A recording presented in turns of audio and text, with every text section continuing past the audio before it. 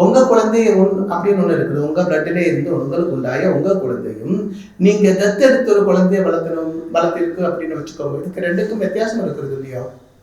அதே மாதிரி நமக்கென்று ஒரு யந்திரம் நம்மளோட பாதுகாப்புக்காக நாம் அந்த தாயத்தை உடம்புல போடுறதா இருந்தாலும், வீட்டில வச்சு ஆராதனை செய்யப்பட்டதா இருந்தாலும், இதுல நம்மளோட பேரு, நட்சத்திரம், ராசி இருக்கணும்.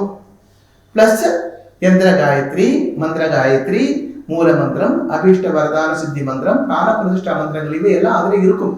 இந்த மந்திரங்கள் இருந்தால் மட்டும் போராது, அதுல ஜெபம் செய்து பவர் உருவேற்றி இருக்க வேண்டும்.